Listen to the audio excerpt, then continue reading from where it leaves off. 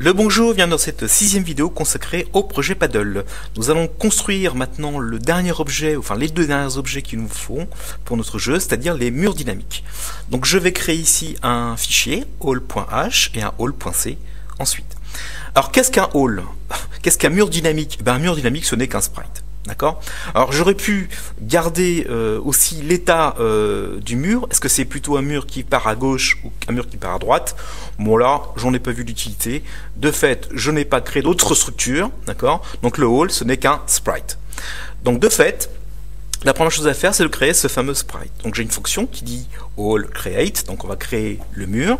Ce mur, il attend bien sûr le screen. Sur quel écran va-t-il se dessiner? Et on va le positionner en Y. Parce que la position X, vous allez voir, elle est un peu spéciale. Donc, on va le positionner juste en Y et on lui passera un type. Est-ce que c'est un type? Alors, revenons ici dans les constantes. Dans les constantes, j'avais défini deux types. Type all left, type all right. Donc, un mur qui commence à gauche et qui se déplace à droite, en gros, si vous voulez, et un mur qui commence à droite et qui va vers la gauche. C'est ce que ça veut dire. Donc ici, on va le positionner juste en Y, et connaissant le type, eh bien, on connaît le X parce qu'on sait qu'il va commencer à gauche ou qu'il va commencer à droite. Ensuite, cette sprite, il faudra la rendre, donc à all dispose. Il faudra mettre à jour le mur, donc un update. Il faudra afficher ce mur, donc à render. On peut également, encore une fois, faire un petit reset. Hein, quand on rejoue, on peut tout à fait décider que les murs reviennent à leur position originelle. Et on pourra ici changer la vitesse du mur. Alors pour compliquer un peu les choses, eh bien la vitesse des murs va bouger en fonction de briques qui restent. D'accord? Alors comment va-t-on faire ceci? Eh bien on va faire un all set speed, on attend bien sûr le all, et on va stipuler ici un certain nombre. Et en fonction de nombre ici stipulé, la vitesse va changer. Vous allez voir ça. Dans le all.c, qu'est-ce qu'on y met? Alors c'est très simple, on n'oublie pas bien sûr d'importer le all.h. Donc on crée un sprite. D'accord? Donc on crée un sprite, des petits sprites évidemment. Là, on n'a pas besoin de faire des malloc et des size off because c'est déjà un sprite. D'accord? Donc je vais créer ce sprite en allant chercher l'image du mur PNG. Je vais le positionner, je reçois ici le Y, d'accord? Je viens le positionner directement à la largeur divisée par 2 et au fameux Y. D'accord? Donc le sprite là sera à position Y donnée et il sera à la moitié en X. Et maintenant il y a deux types. Par défaut, hein, il est là. Maintenant on va le repositionner vraiment de façon précise. Si c'est un type left, si c'est un type all, donc si type ici est reçu par type all left, je viens positionner le côté gauche de mon sprite, donc set left, je vais le positionner à gauche. Donc je lui donne ici Game Area X, donc le point de départ de mon jeu, de mon aire de jeu.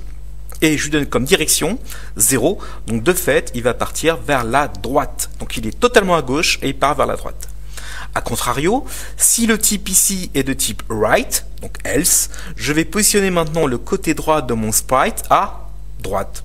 Donc je prends le départ de mon aire de jeu plus la largeur de mon aire de jeu.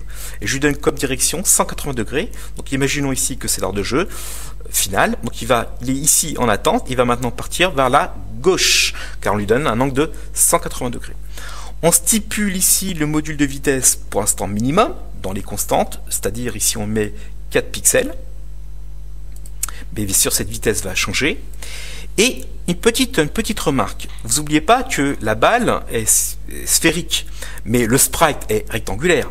Donc pour éviter qu'il y ait une collision entre deux rectangles, où la balle ne toucherait pas encore le paddle ou le mur, j'ai réduit un tout petit peu le rectangle de collision. Là je vous renvoie aux vidéos précédentes, en faisant un sprite set collide rect inflate. Donc je réduis un tout petit peu le rectangle de collision pour que vraiment une sphère touche un rectangle. Sinon ici, vous n'oubliez pas que nous en fait on détecte des rectangles en collision, donc le rectangle de ma sphère est un petit peu plus grand que ma sphère.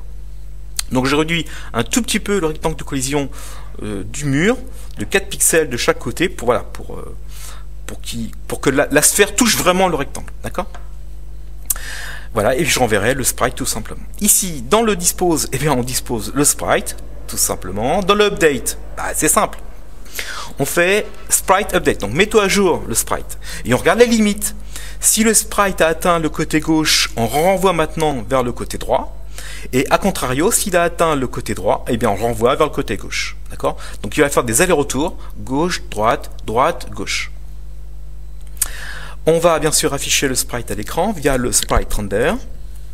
Et ici, on remet le all reset. En fait, on repositionne la vitesse minimum du all. Tout simplement. Ah, et alors là, c'est la petite fonction qui va nous permettre d'accélérer le all.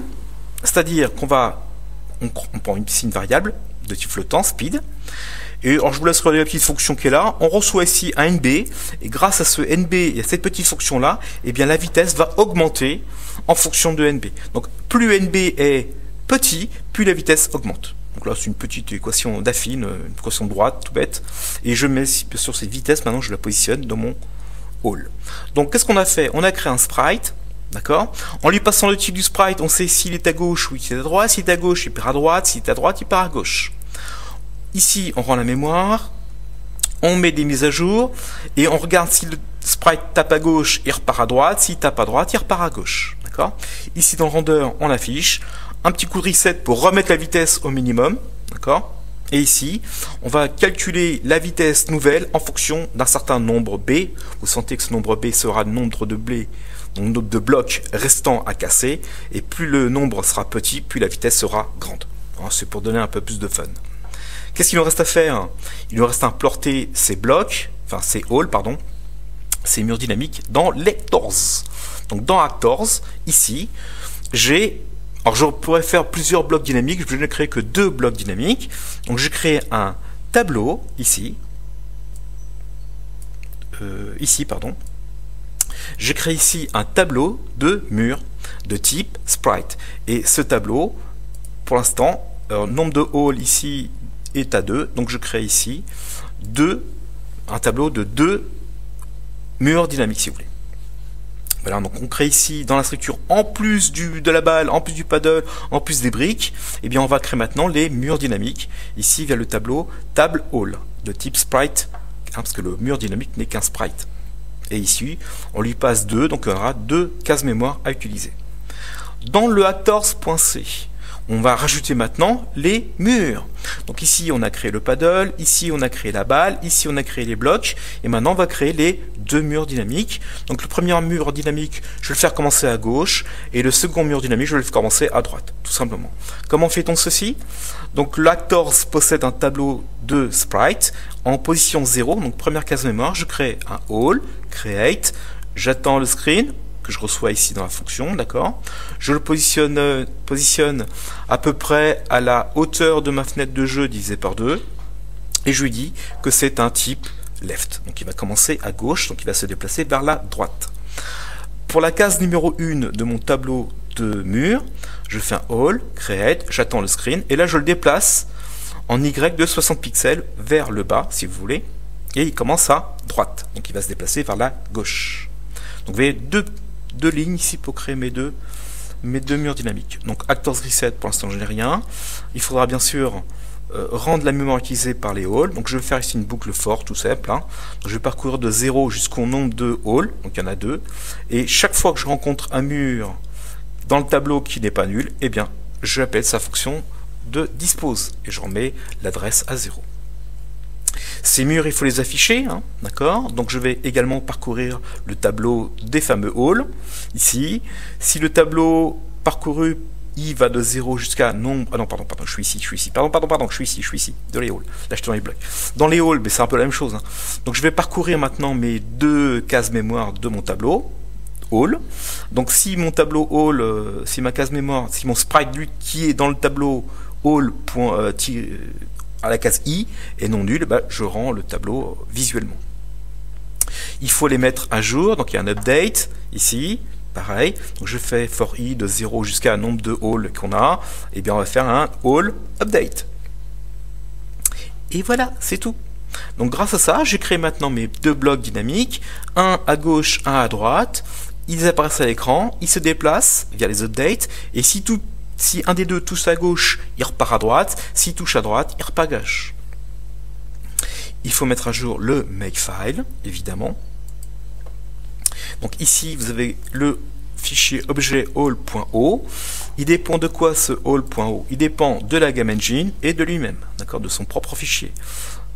Makefile ici. Donc mon all.o c'est all.c, gameengine.c. Et on aura la construction via le gcc-c all.c-o du all.o, donc du fichier objet. Ce fichier objet, on va le rajouter à la construction globale de mon projet, d'accord, dans le all.o. Donc si le all.o change, il doit rechanger mon paddle.x si vous voulez.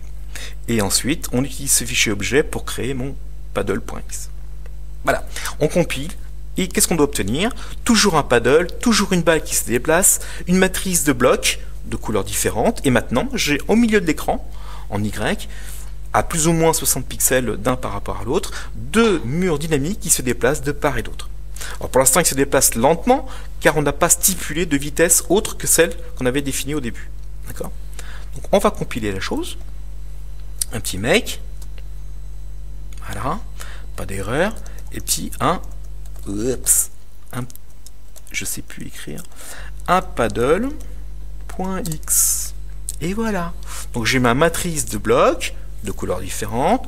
En dessous, j'ai toujours mon paddle qui se balade avec ma petite balle qui est verrouillée.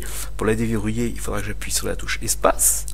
Mais vous voyez maintenant, quand je vais vouloir déverrouiller ma balle, les deux blocs dynamiques là vont m'empêcher à ce que la balle atteigne les blocs. Donc il faudra que je prenne le bon moment pour. Et les blocs, vous voyez, se déplacent de part et d'autre. Donc un coup à gauche, un coup à droite. Et plus je vais casser de blocs, et bien plus cette vitesse-là va augmenter. Et ce sera de plus en plus dur de casser les blocs. C'est ça le but. Voilà, merci de votre écoute. Et la prochaine fois, on va mettre en place maintenant les collisions. Merci de votre écoute et à très bientôt.